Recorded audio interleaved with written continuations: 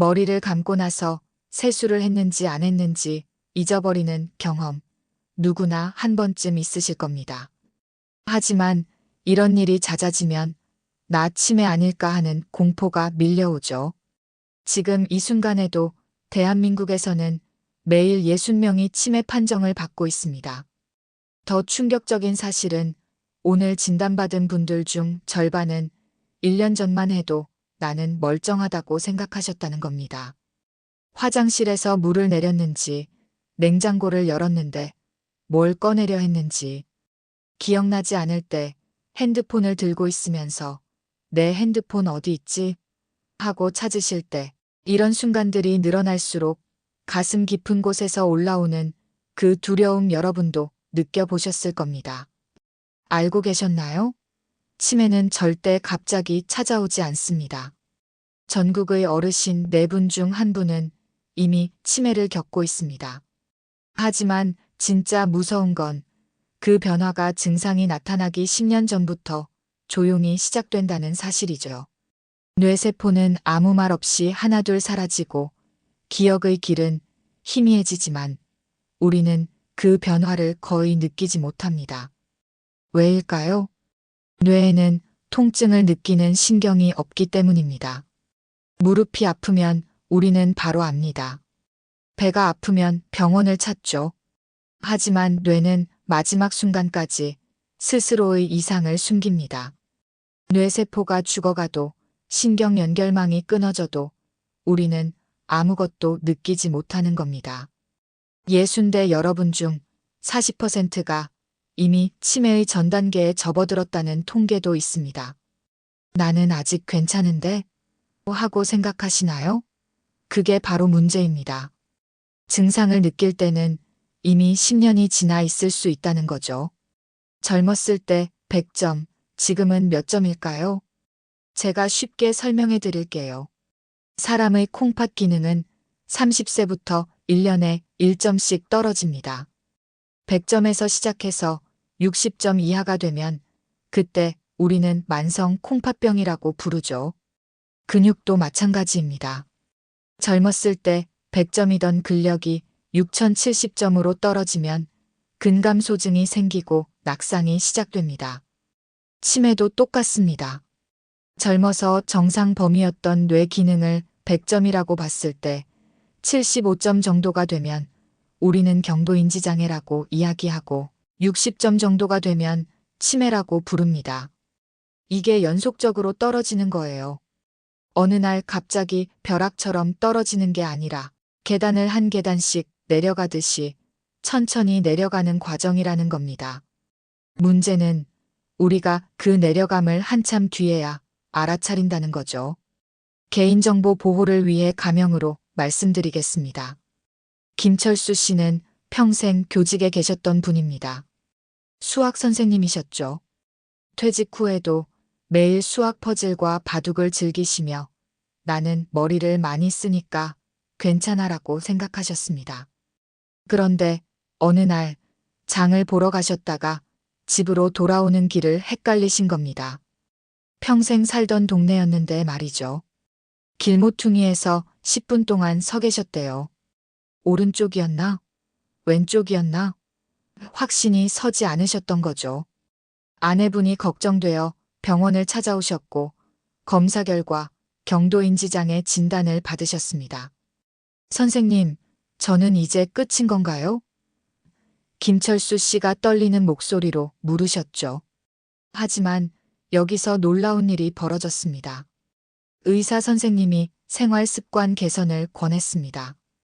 매일 30분 걷기, 일주일에 3번 근력 운동, 새로운 악기 배우기, 그리고 혈압약 꼬박꼬박 복용하기. 김철수 씨는 하모니카를 선택하셨어요. 70년 인생에서 단 한 번도 악기를 만져본 적이 없으셨는데 말이죠. 1년 후 김철수 씨는 오히려 인지 기능이 좋아지셨습니다. 지금은 동네 주민센터에서 하모니카 동아리를 이끌고 계신답니다. 선생님, 제가 음악을 할 줄은 몰랐어요 라며 웃으시는 그분의 눈빛은 10년은 젊어 보였습니다. 박영자 씨는 평생 전업주부로 가족을 돌보신 분입니다. 된장찌개, 김치찌개는 눈 감고도 만들 수 있으셨죠.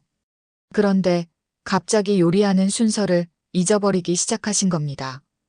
된장찌개를 끓이다가 소금을 3번 넣거나 냄비를 올려놓고 불을 안 켜놓는 일이 잦아졌어요.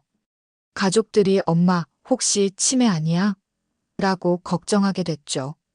검사 결과 아직 치매는 아니었지만 경계선에 있었습니다. 박영자 씨에게 권한 첫 번째 처방은 새로운 도전이었습니다. 평생 똑같은 일만 하시던 분이었거든요. 그래서 손주와 함께 유튜브 보는 법을 배우고 스마트폰 게임도 시작하셨어요. 처음엔 어려워하셨습니다. 버튼 하나 누르는 것도 헷갈리고 손주가 알려줘도 금방 잊어버리고 손주가 짜증낼 때도 있었죠. 할머니, 어제도 알려드렸잖아요. 하지만 3개월이 지나니 스스로 요리 유튜브를 찾아보며 새로운 요리법도 시도하시더래요. 무엇보다 손주에게 우리 할머니 멋있다는 말을 들으시니 자신감이 생기셨대요.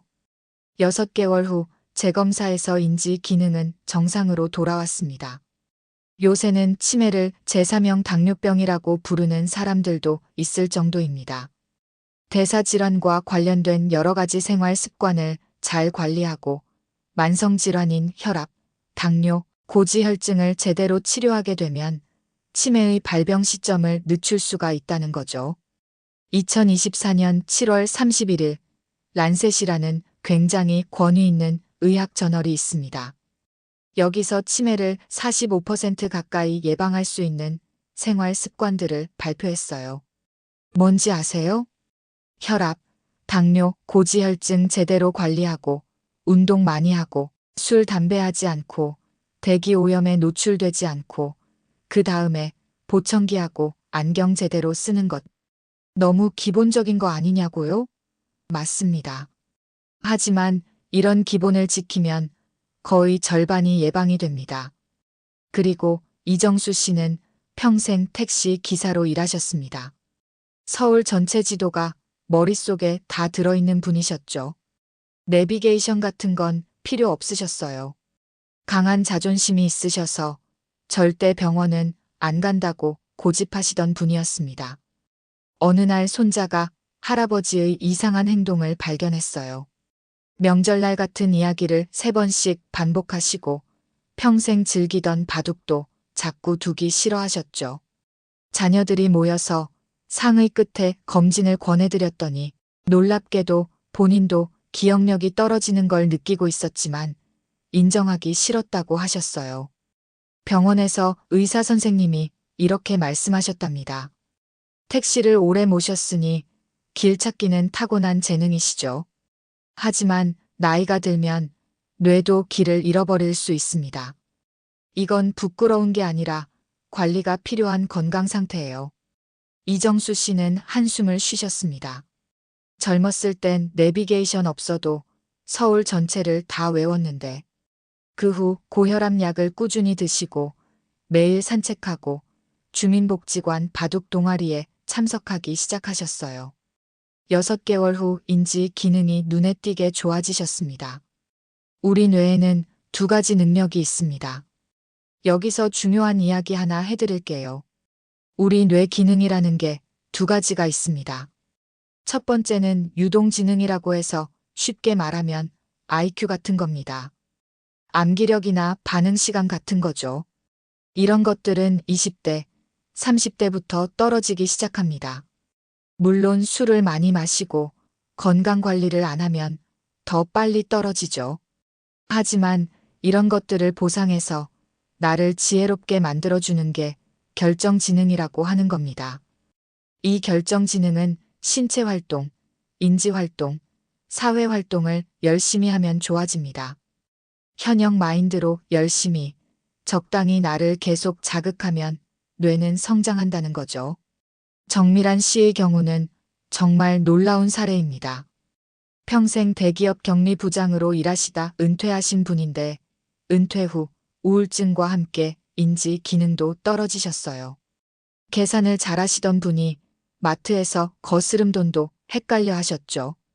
결정적인 순간은 지하철에서 집에 가는 방향을 헷갈려 3시간을 헤매신 날이었어요. 그날 밤 정미란 씨는 울면서 병원을 찾아오셨습니다. 의사 선생님이 말씀하셨죠. 삶의 목적이 필요합니다. 직업이 사라져도 사람은 의미 있는 일을 해야 뇌가 활성화됩니다. 그래서 동네 초등학교 돌봄 교실 자원봉사를 시작하셨어요.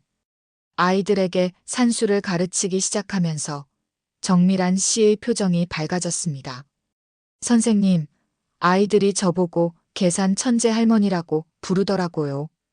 1년 후 인지 검사 점수가 정상으로 돌아왔고 우울증도 완전히 좋아지셨습니다. 지금 세대는 부모 세대와 다릅니다. 희망적인 이야기를 하나 더 해드릴게요. 지금 부모 세대분들, 1930년대생, 40년대생 초반 이런 분들께서는 치매가 많으신 상황입니다. 왜냐하면 혈압, 당뇨, 고지혈증 같은 만성질환을 일찍부터 정밀하게 찾아내서 예방하고 치료하는 개념이 별로 없었던 시절의 사람들이시거든요. 그런데 지금의 베이비붐 세대는 다릅니다. 교육도 잘 받으셨고, 지적 활동도 많이 하셨고, 보건의료 환경 접근성도 훨씬 좋으세요. 실제로 서구 국가들도 80년대, 90년대에는 노인이 늘어나면 치매가 지옥처럼 올 거다라고 했는데, 실제로 보니 베이비부머 이후 사람들은 생각보다 치매가 적더라는 겁니다. 그러니까 지금 60대, 70대 여러분께서는 너무 치매를 공포로 걱정하실 필요 없습니다. 부모 세대의 그 모습을 그대로 적용하실 필요가 없다는 거죠. 중요한 건 노화 궤적을 완만하게 만드는 것. 어떻게 하면 나의 노화 궤적을 신체 기능, 정서 기능, 인지 기능이 떨어지는 속도를 완만하게 만들어서 988 궤적을 만들 수 있을까요? 90세까지 팔팔하게 살다가 8일 정도 아프고 8시간 만에 편안하게 가는 거. 이게 우리의 목표입니다. 그렇다면 치매는 뭐 먹는 것하고 관계가 있을까요? 식습관? 아니면 운동? 무엇과 가장 관련이 있을까요? 답은 모두 다 잘해야 한다는 겁니다. 식습관도 중요하고 신체 활동도 많이 해야 되고 인지 활동도 많이 해야 되고 술, 담배도 안 해야 되고 이 모든 것들이 다 더해져서 치매 위험을 줄이는 거예요. 희망은 분명히 있습니다. 그러나 희망은 분명히 있습니다. 서울대와 하버드대 공동 연구에 따르면 비싼 약이나 특별한 치료 없이도 일상 속 단 5가지 루틴만 지켜도 치매 위험을 절반 가까이 낮출 수 있다고 합니다. 오늘 말씀드릴 이 루틴들은 실제 임상에서 검증된 방법들입니다. 약 대신 생활 속에서 스스로 뇌를 되살리는 법. 이제부터 하나씩 알려드리겠습니다. 첫 번째 루틴은 여러분이 평생 들어온 상식을 완전히 뒤집을 겁니다. 밥 먹고 바로 눕지 말라는 말 혹시 들어보셨나요? 그런데 최근 연구가 놀라운 사실을 밝혀냈습니다. 식사 후 10분의 조용한 휴식이 당신의 뇌를 되살릴 수 있다는 거죠. 어떻게 그럴 수 있는 걸까요? 우리는 평생 이 말을 들으며 자랐습니다. 밥 먹고 바로 누우면 소가 된다. 어릴 때부터 귀에 못이 박히도록 들었던 말이죠. 그래서 식사 후에는 설거지를 하거나 산책을 나가거나 뭔가 움직여야 한다고 생각했습니다. 그런데 최근 연구가 이 상식을 완전히 뒤집어 놓았습니다. 식사 후 10분에서 15분간의 짧은 휴식이 뇌혈류를 안정시키고 기억력 회복을 돕는다는 거예요. 놀랍지 않나요? 평생 잘못 알고 있었던 겁니다. 식사를 하면 어떤 일이 벌어질까요? 음식을 소화하기 위해 위로 혈액이 몰립니다. 당연한 거죠. 소화가 제일 중요하니까요.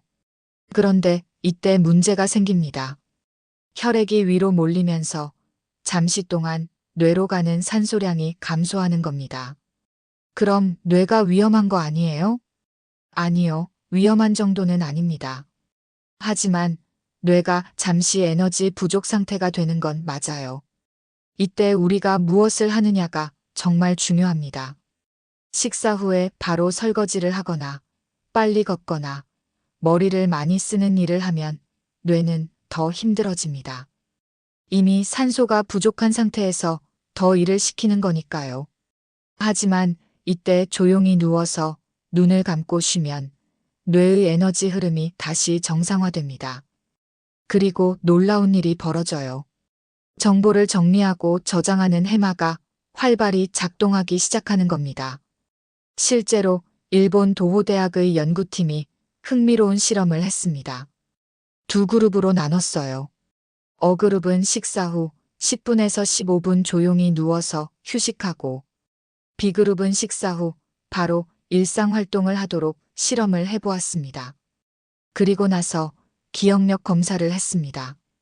결과가 어땠을까요? 식사 후 휴식을 취한 A그룹은 그렇지 않은 B그룹보다 기억력 검사 점수가 평균 23% 높게 나타났습니다. 23%예요. 이게 얼마나 큰 차이인지 아시나요? 단 10분의 휴식이 이런 차이를 만들어낸 겁니다. 어떻게 휴식해야 할까요? 그럼 식사 후에 잠을 자면 되나요? 아니요. 깊게 잠들면 안 됩니다. 오히려 혈압이 떨어질 수 있어요. 10분 이내가 좋습니다. 방법은 간단합니다. 식사를 마친 후 소파나 침대에 편안하게 누우세요. 베개를 베고 눈을 감으세요. 잠들려고 애쓰지 마세요. 그냥 조용히 쉬는 겁니다. 핸드폰 보지 마세요. TV 켜지 마세요. 아무 생각도 하지 마세요. 그냥 숨 쉬는 것에만 집중하세요. 들숨, 날숨. 10분이면 충분합니다. 타이머를 맞춰 놓으세요. 10분 후 알람이 울리면 천천히 일어나세요. 이게 답니다. 당뇨가 있으신 분들은 조금 다릅니다. 저는 당뇨가 있는데요. 저도 그렇게 해도 되나요? 당뇨가 있는 분들은 조금 다르게 하셔야 합니다. 식후 혈당이 급격히 올라가는 것을 막아야 하거든요. 당뇨가 있으신 분들은 식사 후 10분 정도 가볍게 걷고 그 다음에 10분 휴식을 해야 합니다. 이 순서가 중요합니다. 가벼운 산책으로 혈당을 안정시킨 다음에 휴식하는 거죠. 짧은 쉼 하나가 뇌를 되살립니다. 생각해 보세요. 하루 3끼를 먹는다면 하루에 30분입니다. 한 달이면 900분, 15시간이에요. 1년이면 180시간. 이 시간 동안 당신의 뇌는 회복하고 강해집니다. 10분이 뭐가 대수냐고 생각하실 수도 있어요. 하지만 매일매일 쌓이면 엄청난 차이를 만듭니다. 짧은 쉼 하나가 뇌에는 강력한 회복 신호가 됩니다. 이제 두 번째 루틴으로 넘어가겠습니다. 첫 번째 루틴은 식사 후 10분 휴식은 뇌에 에너지를 주는 방법이었습니다. 그렇다면 두 번째 루틴은 뭘까요? 바로 감각을 깨우는 것입니다. 치매는 기억만 잃어버리는 병이 아닙니다. 감각에서도 시작됩니다. 감각이 둔해지는 게 신호입니다. 혹시 이런 경험 있으세요? 요즘 음식 맛이 예전 같지 않아. 냄새를 잘 못 맡겠어. 손끝 감각이 둔해진 것 같아. 이런 변화들, 단순한 노화라고 생각하시나요? 아닙니다. 이건 뇌의 감각 회로가 약해지고 있다는 신호입니다. 음식이 밍밍하게 느껴지는 건 미각을 담당하는 뇌 부위가 약해졌다는 뜻이에요. 냄새를 못 맡는 건 후각 회로가 손상되고 있다는 신호고요. 손끝 감각이 둔해지는 건 촉각을 담당하는 뇌 영역이 퇴화하고 있다는 겁니다. 알츠하이머 연구에서 밝혀진 사실이 있습니다. 치매 환자의 90% 이상이 인지 장애가 오기 전에 먼저 후각 장애를 경험했다고 해요. 냄새를 못 맡는 게 기억을 잃는 것보다 먼저 온다는 거죠. 왜 그럴까요? 뇌는 자극으로 깨어납니다. 뇌는 새로운 자극을 통해 다시 깨어납니다. 매일 똑같은 자극만 받으면 뇌는 이건 알아. 신경 쓸 필요 없어라고 판단하고 그 회로를 점점 덜 사용하게 됩니다. 그러다 보면 그 회로는 약해지고 결국 끊어지게 되는 거죠. 하지만 새로운 자극을 주면 뇌는 이게 뭐지? 집중해야겠다라고 반응합니다. 그러면서 새로운 신경 연결망이 만들어지고 기존 회로도 강화됩니다. 그래서 제가 지금부터 알려드릴 하루 자극 3가지가 중요합니다. 첫 번째 자극은 빛입니다. 아침에 일어나서 제일 먼저 뭐 하세요? 핸드폰 확인하시나요? 화장실 가시나요? 커피 내리시나요? 오늘부터는 이렇게 해보세요. 일어나자마자 창문으로 가세요. 창문을 활짝 여세요. 그리고 하늘을 바라보세요. 딱 3분만요. 겨우 3분이요? 네, 3분이면 충분합니다. 아침 햇살이 눈으로 들어오면 우리 뇌에서 놀라운 일이 벌어집니다. 멜라토닌과 세로토닌이라는 호르몬이 조절되는 거예요. 멜라토닌은 수면 호르몬입니다. 밤에 분비되어야 잠이 잘 오죠. 그런데 현대인들은 밤낮이 바뀐 생활을 하다 보니 이 리듬이 깨져 있어요. 세로토닌은 행복 호르몬입니다. 집중력과 기억력에도 영향을 줍니다. 아침 햇살 3분이 이 두 호르몬을 정상화시켜줍니다. 그러면 뇌의 시계가 다시 맞춰지고 기억 회로가 회복되고 집중력 리듬이 잡히는 거예요. 실제로 아침 햇살을 받은 그룹과 그렇지 않은 그룹을 비교한 연구가 있습니다. 아침 햇살을 받은 그룹이 기억력 테스트에서 17% 높은 점수를 받았어요. 흐린 날은 어떻게 하나요? 흐린 날도 괜찮습니다. 구름 너머로 오는 자연광도 효과가 있어요. 중요한 건 밝은 인공 조명이 아니라 자연광이라는 겁니다. 창문을 열고 3분. 하늘을 보세요. 뇌의 시계가 다시 맞춰집니다. 두 번째 자극은 공간입니다. 매일 똑같은 길을 걷고 계시나요? 집에서 슈퍼마켓까지, 집에서 공원까지, 집에서 복지관까지. 눈 감고도 갈 수 있는 길이죠. 문제가 뭔지 아세요? 뇌가 그 길을 자동 모드로 처리한다는 겁니다. 이 길 알아. 신경 안 써도 돼. 그러면서 뇌는 일을 안 하게 됩니다. 해마가 작동을 안 해요. 해마는 공간 기억을 담당하는 뇌 부위입니다. 새로운 장소를 기억하고 길을 찾고 방향을 정하는 일을 하죠. 그런데 매일 똑같은 길만 걸으면 해마는 할 일이 없어집니다. 일이 없으면 약해집니다. 그래서 일부러 길을 바꿔야 합니다. 어떻게 해요? 간단합니다. 슈퍼마켓 가는 길을 오늘은 왼쪽 골목으로 가보세요. 내일은 오른쪽 큰 길로 가보세요. 공원 산책할 때 시계 방향으로 돌던 걸 오늘은 반시계 방향으로 돌아보세요. 처음엔 낯설 겁니다. 이쪽으로 가도 되나? 하면서 헷갈릴 수도 있어요. 바로 그겁니다. 그 헷갈림이 뇌를 깨우는 겁니다. 뇌는 새로운 길을 기억하려고 해마를 강하게 사용하기 시작합니다. 길을 찾고 방향을 정하는 단순한 과정이 해마의 운동이 되는 거예요. 런던 택시 기사들의 뇌를 연구한 유명한 실험이 있습니다. 런던 택시 기사가 되려면 25,000개의 거리와 2만 개의 랜드마크를 외워야 해요. 엄청난 공간 기억이 필요하죠. 연구 결과 런던 택시 기사들의 해마가 일반인보다 훨씬 컸습니다.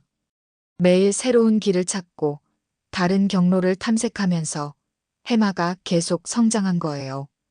여러분도 매일 새로운 길을 걸으면 해마가 강해집니다. 세 번째 자극은 언어입니다. 하루를 마치고 잠들기 전에 이렇게 해보세요. 오늘은 손주 웃음 덕분에 기분이 밝았다. 이 한 문장을 소리내어 말하거나 종이에 써보세요. 겨우 한 문장이요? 네, 한 문장이면 충분합니다. 이 한 문장이 뇌에서 놀라운 일을 합니다. 전두엽과 해마를 동시에 자극해서 감정 기억을 장기 기억으로 저장하는 거예요. 우리 뇌는 감정이 실린 기억을 더 오래 간직합니다. 오늘 밥 먹었다는 기억은 금방 사라지지만 오늘 손주랑 함께 밥 먹으면서 웃었다는 기억은 오래 남아요. 왜냐하면 감정이 실렸기 때문입니다. 그런데 여기서 한 단계 더 나아가야 합니다. 그냥 생각만 하는 게 아니라 언어로 표현하는 거예요. 말로 하거나 글로 쓰면 뇌의 여러 영역이 동시에 작동합니다. 말을 하면 입과 혀를 움직여 언어 영역과 운동 영역을 자극하고, 글을 쓰면 언어 영역과 운동 영역과 시각 영역까지 자극하게 됩니다. 세 곳 이상이 동시에 활성화되는 겁니다. 이게 뇌를 강하게 만듭니다. 70세 최영호 씨는 평생 고기와 소주를 즐기시던 분이었어요. 밤 11시에 삼겹살에 소주 한 병은 기본이었죠. 그러던 어느 날 손자의 유치원 발표회에서 손자 이름을 갑자기 떠올리지 못하는 일이 벌어졌어요. 집에 돌아와 거울을 보며 나 뭐가 잘못됐나 하고 고민하셨죠. 병원에 오셔서 검사를 받았더니 인지 기능이 또래보다 낮게 나왔습니다. 최영호 씨는 결심했어요. 내 손주 이름도 기억 못하는 할아버지가 되긴 싫다. 식단을 완전히 바꾸셨어요. 육류 중심에서 생선과 채소 위주로. 소주는 완전히 끊고 대신 하루 3가지 과일을 먹기 시작하셨습니다. 특히 블루베리, 딸기, 오렌지를 즐겨 드셨어요. 그리고 제가 알려드린 3가지 자극도 실천하셨습니다.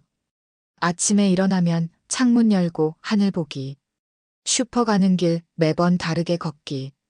잠들기 전 오늘의 감정 한 문장 말하기. 6개월 후 검사에서 인지 기능이 평균 이상으로 올라갔어요. 최영호 씨는 몸이 가벼워지니 머리도 맑아졌다고 말씀하셨습니다. 술은 전두엽을 면도칼로 긁어냅니다. 최영호 씨 이야기를 하면서 꼭 말씀드리고 싶은 게 있습니다. 바로 술이에요. 특히 술을 많이 하시면 치매에 확실히 빨리 걸립니다. 고위험 음주를 하게 되면 60대 중반이 됐을 때 동년배에 비해서 뇌 노화가 12년 정도 앞서 나타난다는 연구 결과가 있어요. 12년이요. 술은 전두엽을 면도칼로 긁어내는 것과 같습니다. 전두엽은 판단력, 계획 능력, 감정 조절을 담당하는 뇌 부위예요. 여기가 망가지면 성격도 변하고 판단력도 떨어지고 기억력도 나빠집니다. 한두 잔은 괜찮지 않나요? 소량의 음주가 건강에 좋다는 연구도 있었습니다. 하지만 최근 연구들은 이를 부정하고 있어요. 뇌 건강에는 술이 조금이라도 해롭다는 겁니다. 가능하면 끊으세요. 정 힘들면 최대한 줄이세요. 감각과 감정이 깨어날 때 뇌는 성장합니다. 정리해 볼까요? 첫 번째 루틴, 식사 후 10분 휴식. 두 번째 루틴, 하루 자극 3가지.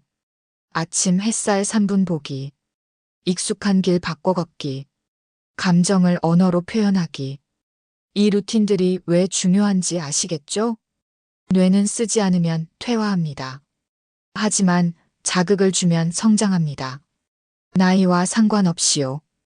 김철수 씨는 70세에 하모니카를 시작했습니다. 박영자 씨는 68세에 스마트폰을 배웠습니다. 최영호 씨는 70세에 식습관을 바꿨습니다. 모두 회복했습니다. 당신도 할 수 있습니다. 하지만 여기서 끝이 아닙니다.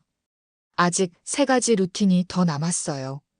다음 루틴은 당신이 매일 밤 하는 그 행동과 관련이 있습니다. 잠들기 전 단 3분. 이 3분이 당신의 뇌를 10년 젊게 만들 수 있습니다. 어떻게 하는 걸까요? 오늘 무엇을 했나요? 잠들기 전 침대에 누워서 이런 생각 해보신 적 있으세요? 오늘 하루 뭐 했더라? 아침에 일어나서 밥 먹고 그 다음엔 뭐 했더라? 생각이 잘 안 나죠. 막연하게 바빴던 것 같은데 하는 느낌만 있을 뿐 구체적으로 뭘 했는지 떠오르지 않습니다. 이게 정상일까요? 아니면 뭔가 문제가 있는 걸까요? 사실 이건 현대인 대부분이 겪는 일입니다. 하루가 너무 빠르게 지나가니까요. 정신없이 살다 보면 기억이 제대로 저장되지 않는 겁니다. 하지만 여기서 중요한 포인트가 있습니다. 기억은 잠들기 전에 정리됩니다. 뇌가 기억을 저장하는 시간이 언제인지 아세요? 바로 잠들기 직전과 자는 동안입니다. 낮 동안 우리가 경험한 모든 것들, 본 것, 들은 것, 느낀 것들이 일단 임시 저장소에 들어갑니다. 이걸 단기 기억이라고 하죠. 그런데 2단기 기억은 금방 사라집니다. 30초에서 몇 시간 정도밖에 안 남아요. 그렇다면 어떻게 장기 기억으로 바뀔까요? 잠들기 전 뇌가 하루를 정리하면서 이건 중요한 정보야, 저장해야겠어라고 판단한 것들만 장기 기억으로 옮겨집니다. 문제는 요즘 사람들이 잠들기 전에 뭘 하느냐는 겁니다. 핸드폰 보죠. 유튜브 보죠. 그러면 뇌는 하루를 정리할 시간이 없어요. 계속 새로운 정보가 들어오니까요. 그래서 오늘 있었던 일들이 제대로 저장되지 않고 사라지는 겁니다. 하루를 거꾸로 떠올리는 힘. 이제부터 제가 알려드릴 세 번째 루틴입니다.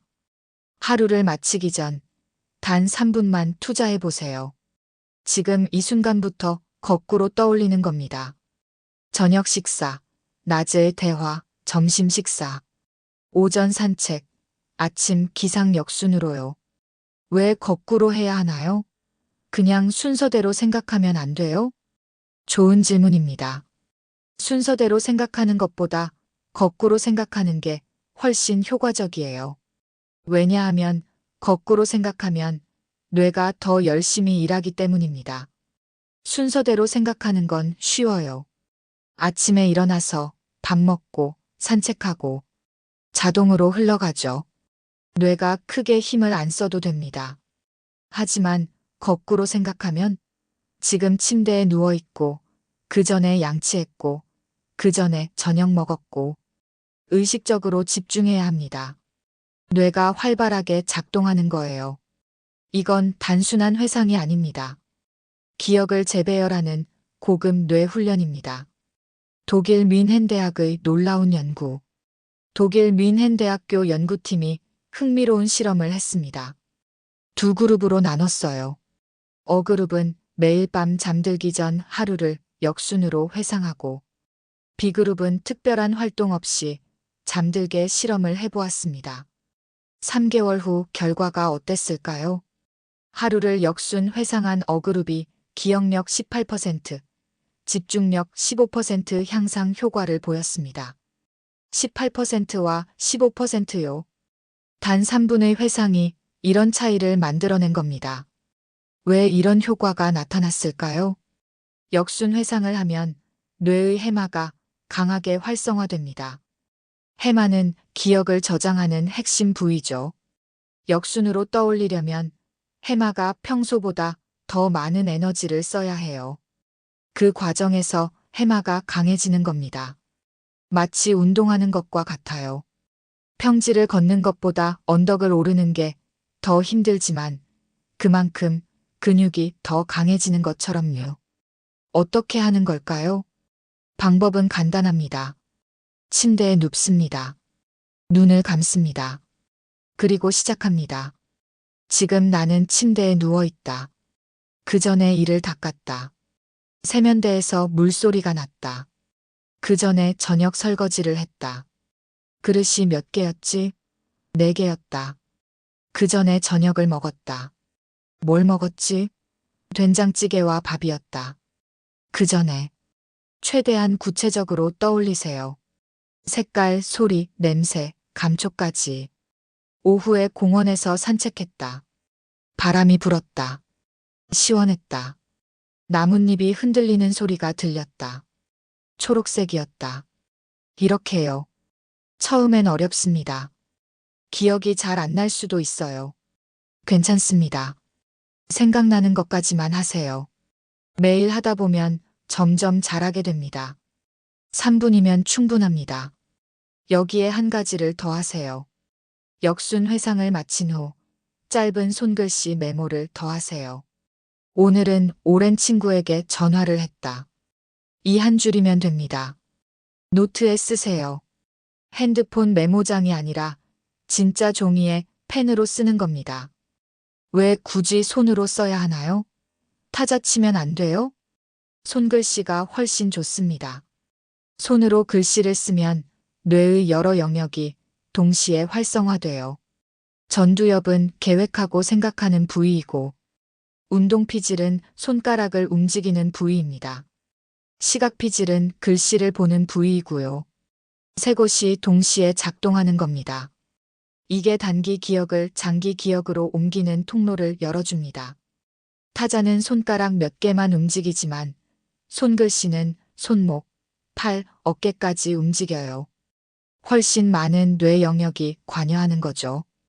65세 남명숙 씨는 평생 아이들 키우느라 독서나 취미를 가질 시간이 없었던 분이에요. 손자가 할머니는 왜 스마트폰으로 게임만 해? 라고 물어본 후 충격을 받으셨대요. 뭔가 더 의미 있는 일을 하고 싶다는 생각이 들어서 동네 문화센터에서 시작한 게 바로 필사였습니다.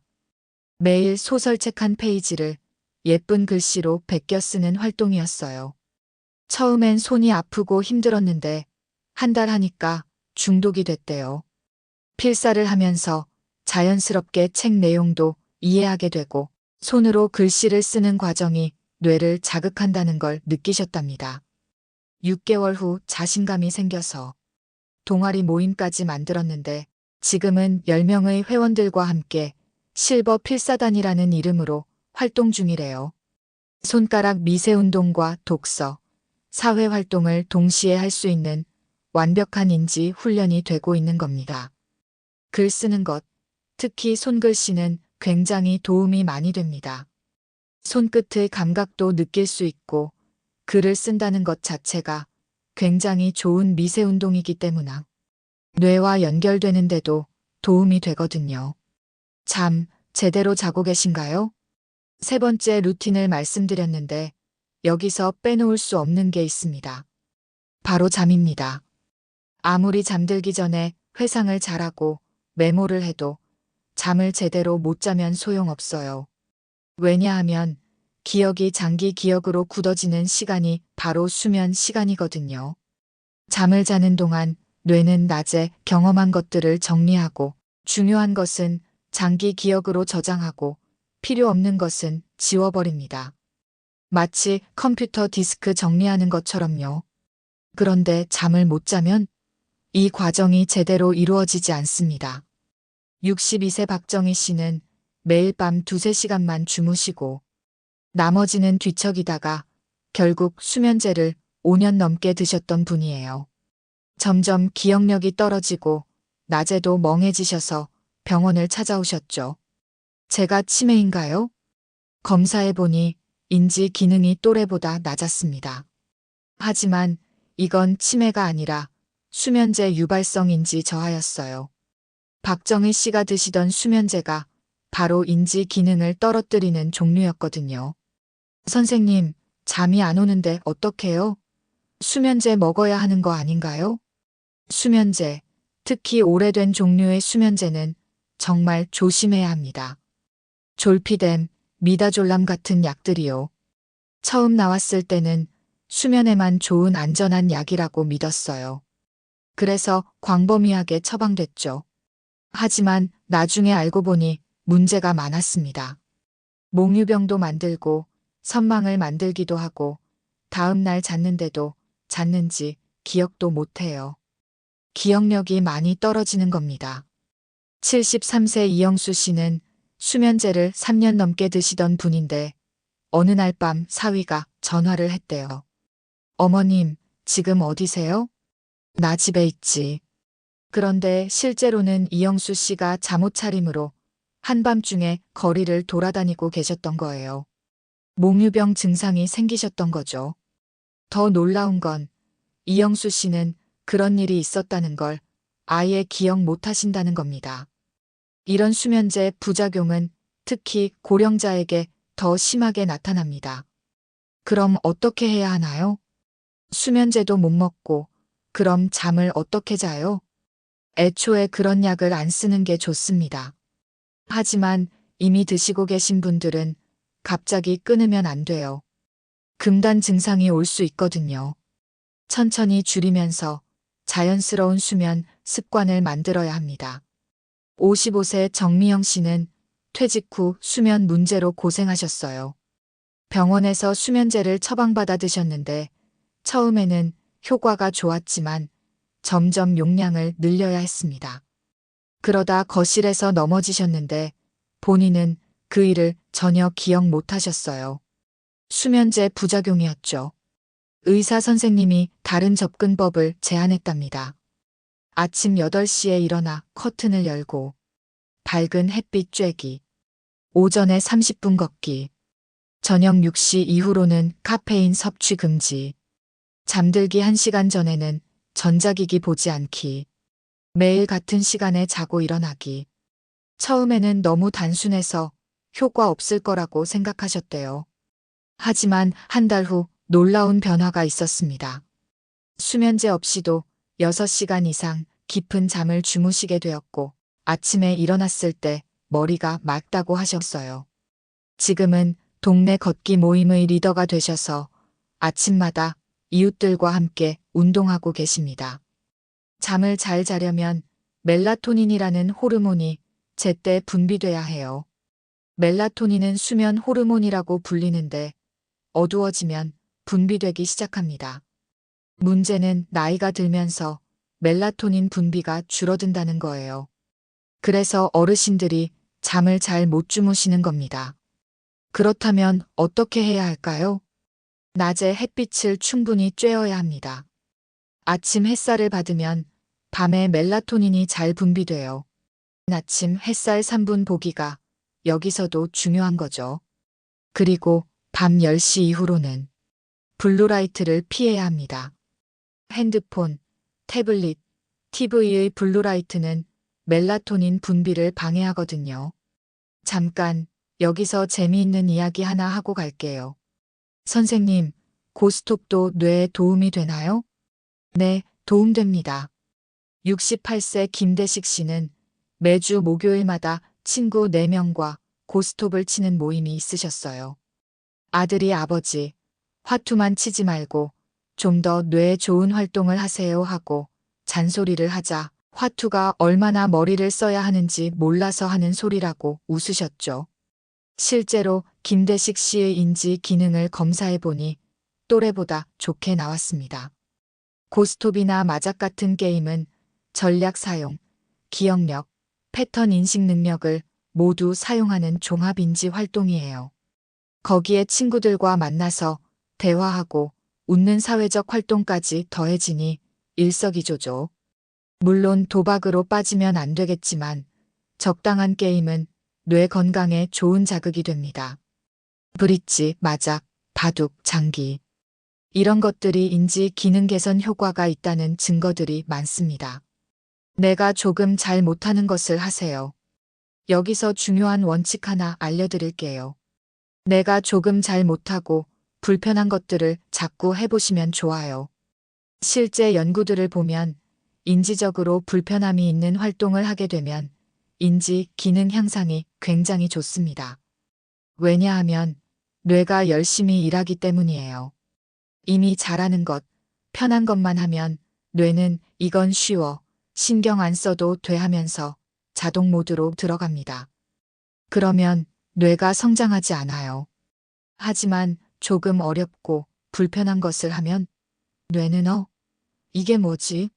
집중해야겠다 하면서 활성화됩니다. 70세에 하모니카를 시작한 김철수 씨처럼요. 68세에 스마트폰을 배운 박영자 씨처럼요. 나이는 숫자일 뿐입니다. 노래, 악기, 댄스 모두 좋습니다. 노래를 부르는 것, 악기를 연주하는 것, 댄스를 추는 것, 다 너무 좋습니다. 음악은 뇌의 여러 영역을 동시에 자극하거든요.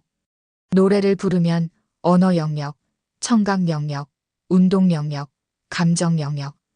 악기를 연주하면 운동 영역, 청각 영역, 시각 영역, 기억 영역. 춤을 추면 운동 영역, 청각 영역, 공간 인식 영역, 균형 감각 영역. 이렇게 많은 영역이 동시에 작동하니까 뇌가 강해지는 겁니다. 저는 음치예요, 못해요. 괜찮습니다. 잘할 필요 없어요. 오히려 서툴수록 뇌는 더 열심히 일합니다. 중요한 건 시도하는 거예요. 정리하면. 세 번째 루틴을 정리해 볼까요? 잠들기 전 3분 역순 회상하기. 손글씨로 한 줄 메모하기. 충분히 잘 자기 수면 위생 지키기. 새로운 도전하기 음악, 게임, 취미 등. 이 네 가지가 당신의 뇌를 젊게 만듭니다. 하지만 아직 끝이 아닙니다. 이제 가장 중요한 이야기를 할 겁니다. 저는 유전자 때문에 어쩔 수 없는 거 아닌가요? 58세 장미숙 씨는 치매 유전자 검사에서 양성이 나왔습니다. 할머니와 어머니 모두 치매로 고생하셨거든요. 결과를 들은 장미숙 씨는 처음엔 절망하셨어요. 운명을 피할 수 없나 봐요. 하지만 의사 선생님이 말씀하셨습니다. 유전자는 운명이 아니라 가능성일 뿐입니다. 치매 유전자가 있어도 생활 습관으로 발병을 10년, 20년 늦출 수 있습니다. 그날부터 장미숙 씨는 철저한 뇌 지키기 프로젝트를 시작하셨습니다. 매일 아침 30분 걷기, 두뇌 트레이닝 앱으로 퍼즐 풀기, 지중해식 식단으로 바꾸기, 그리고 무엇보다 긍정적인 마인드 유지하기. 3년이 지난 지금 장미숙 씨는 오히려 또래보다 더 뇌 기능이 좋게 나오셨고 동네에서 치매 예방 강사로 활동하고 계십니다. 이제는 치매가 무섭지 않아요. 제가 할 수 있는 일을 하고 있으니까요. 유전자가 있다고 끝이 아닙니다. 치매 유전자가 있는 사람이 있고 없는 사람이 있습니다. 유전자를 한 개만 가진 분도 있고 2개 가진 분들도 있어요. 2개가 있으면 치매 위험이 많이 올라가긴 합니다. 그런데 중요한 건 그게 있다고 하더라도 관리하는 수칙은 동일하다는 겁니다. 물론 검사는 조금 더 자주 받아보는 게 필요하겠지만 그것도 1년에 한 번씩 받으면 충분합니다. 유전자는 총알이 장전된 권총과 같습니다. 위험하긴 하지만 방아쇠를 당기지 않으면 발사되지 않아요. 생활 습관이 바로 그 방아쇠입니다. 술을 많이 마시고 담배를 피우고 운동 안 하고 혈압 관리 안 하면 방아쇠를 당기는 겁니다. 반대로 건강하게 생활하면 방아쇠를 당기지 않는 거죠. 50대부터 시작하세요. 저는 50대인데 요즘 깜빡깜빡하는 게 심해졌어요. 검사를 받아봐야 하나요? 네, 받아보시는 게 좋습니다. 50대가 되면서 깜빡깜빡하는 게 심해지는 건 많은 분들이 경험하는 일입니다. 그것이 경도인지 장애가 아닌가 싶어서 검사를 해보는 건 좋은 선택이에요. 우리나라 치매 안심센터에서 하는 검사 같은 경우 완전히 정상이다 그러면 매년 할 필요는 없습니다만 조금 진행되어 보인다 그러면 1년에 한 번씩 하시면 됩니다. MMSE라는 검사 들어보셨나요? 간편하게 30점 만점으로 인지, 기능을 다각도로 평가하는 선별 검사 도구입니다. 꽃, 나무, 실, 바늘. 뭐였죠? 몇 개 생각나세요? 이런 거 하는 거예요. 치매 안심센터에 가시면 무료로 검사해 주시고 시간 있으면 다시 와보세요. 이렇게 얘기해 주십니다. 거기서 상당히 인지 능력이 떨어져 있다 그러면 추가로 영상 검사나 혈액 검사를 진행해서 필요한 분들은 진단하고 돌봄을 연계하거나 약을 처방하거나 이렇게 진행합니다. 자가 진단은 불가능합니다. 집에서 혼자 체크할 수 있는 방법은 없나요? 자가 진단은 할 수가 없습니다. 왜냐하면 치매를 진단하기 위해서는 신경심리 검사 같은 것들을 다 해야 되기 때문에 이것은 굉장히 전문적인 검사이고 판단하고 평가하는데도 치매를 전문적으로 진료할 수 있는 교육을 받으신 분들이 해야 되기 때문입니다. 나 치매 아닐까? 라는 불안만 키우지 마시고 제대로 된 검사를 받으세요. 환경이 바뀌면 뇌도 바뀝니다. 80세 한지연 씨는 도시에 사는 아들 내외 집으로 이사 오신 후 갑자기 기억력이 떨어지기 시작했습니다. 시골에서 평생 농사 지으며 사셨는데 도시 생활은 너무 다르고 적응하기 어려웠어요. 이웃과 대화도 없고 텔레비전만 보게 되니 점점 더 무기력해지셨죠. 자주 약 먹는 것도 잊어버리고 손녀 이름도 헷갈리셨습니다. 아들은 걱정되어 병원으로 모시고 왔고 의사 선생님은 한지현 씨의 문제가 치매가 아니라 환경 변화로 인한인지 저하라고 판단했습니다. 처방은 간단했어요. 집 근처 텃밭 동호회에 가입하세요. 평생 농사 지으셨던 한지연 씨는 도시 텃밭에서 상추와 고추를 가꾸며 다시 활력을 찾으셨고 이웃들과 농사 이야기를 나누며 사회적 관계도 회복하셨습니다. 석 달 만에 약도 꼭 챙겨 드시고 손녀 이름도 정확히 기억하시게 됐어요.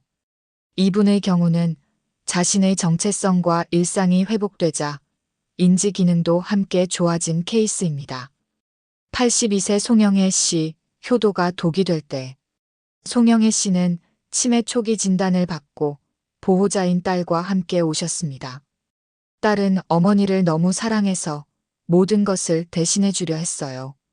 밥도 차려주고 빨래도 해주고 심지어 옷도 골라주면서 어머니, 이제 그런 거 신경 쓰지 마세요 했죠.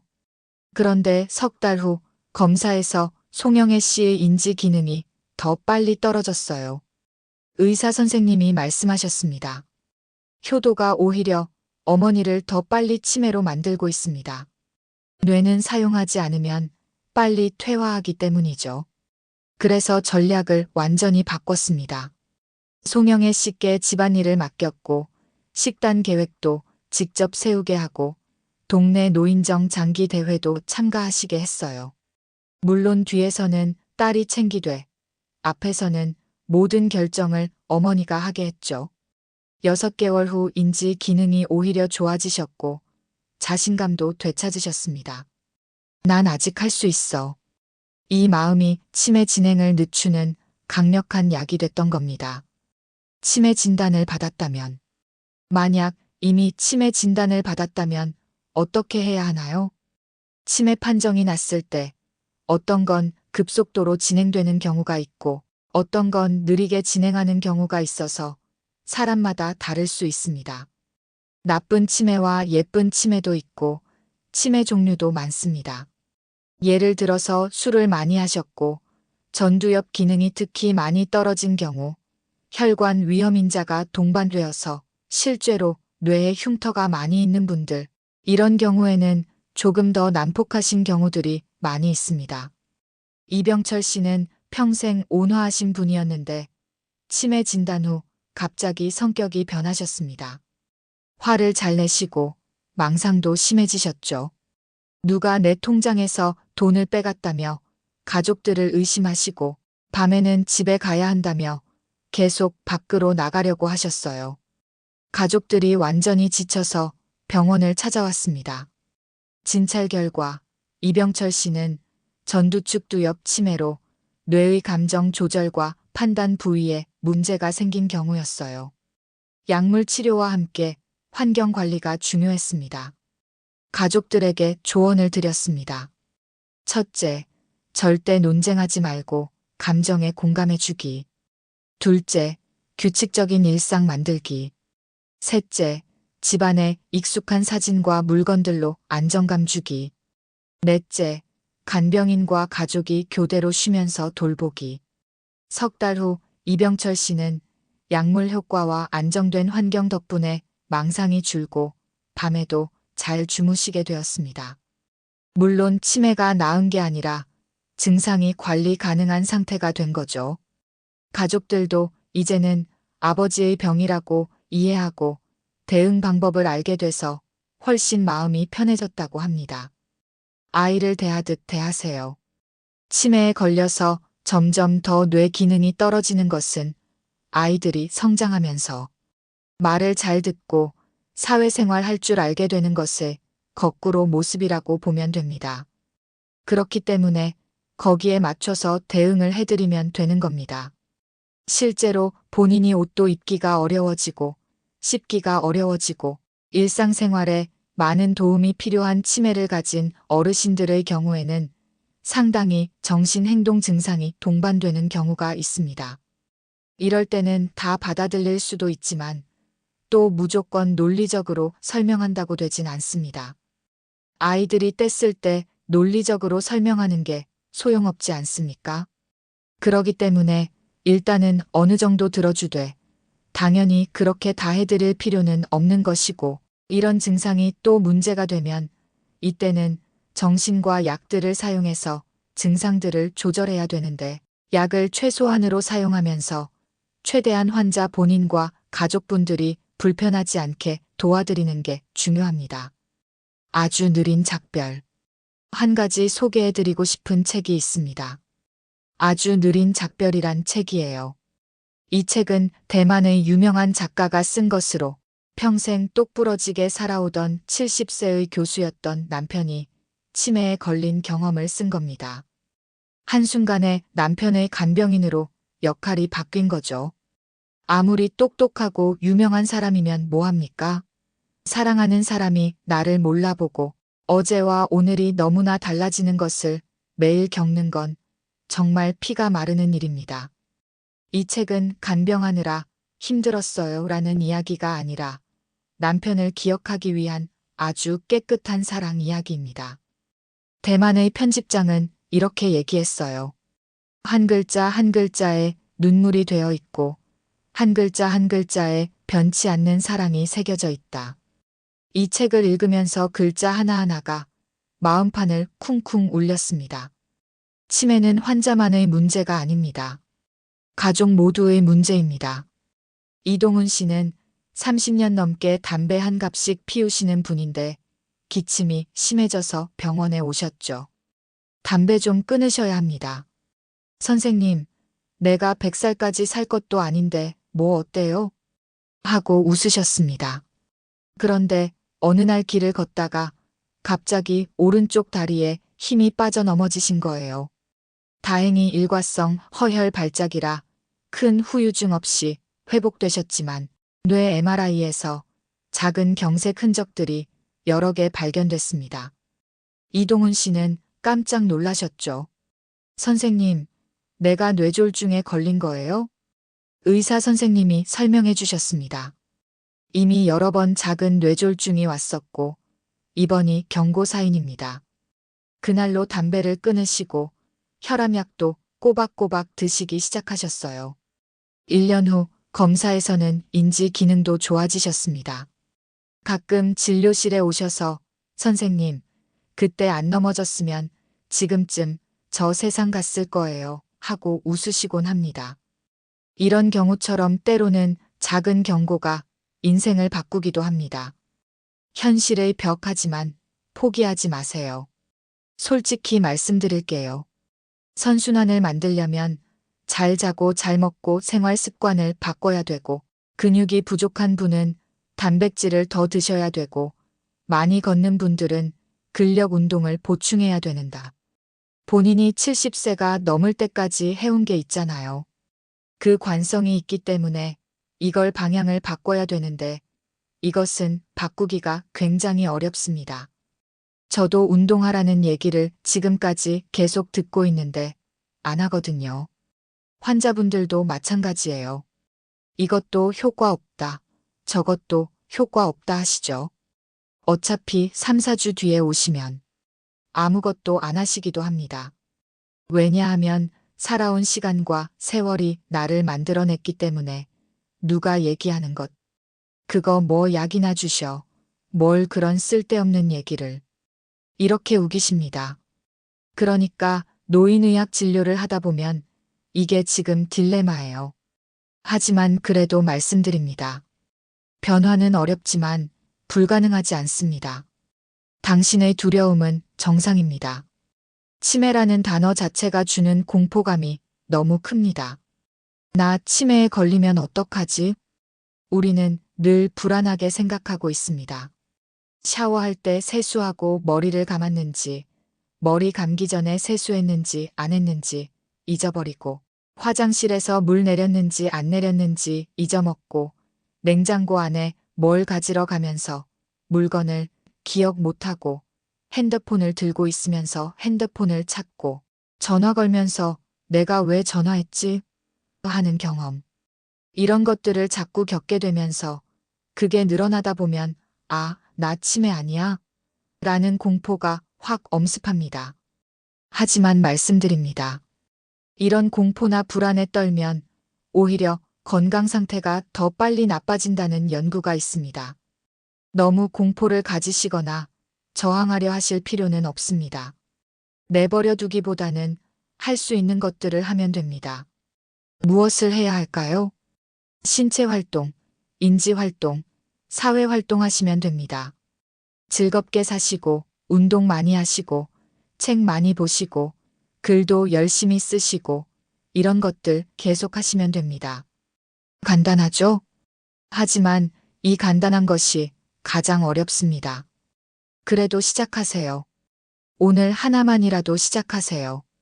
5가지 루틴, 다시 한번. 오늘 말씀드린 5가지 루틴을 다시 정리해 볼까요? 첫 번째, 식사 후 10분의 조용한 휴식. 밥 먹고 소파에 누워서 눈 감고 10분. 뇌에 에너지를 주는 시간입니다. 두 번째, 하루 자극 3가지. 아침 햇살 3분 보기. 익숙한 길 바꿔 걷기. 감정을 언어로 표현하기. 뇌의 감각 회로를 깨우는 시간입니다. 세 번째, 잠들기 전 3분 역순 회상. 오늘 하루를 거꾸로 떠올리고 한 줄 메모하기. 기억을 장기 저장소로 옮기는 시간입니다. 네 번째, 생활 습관 관리 혈압, 당뇨, 고지혈증 관리하기. 술, 담배 끊기. 충분히 잘 자기. 뇌가 망가지는 것을 막는 시간입니다. 5번째, 현역 마인드셋. 새로운 것 배우기. 사회활동 유지하기. 조금 어려운 것 도전하기. 뇌를 계속 성장시키는 시간입니다.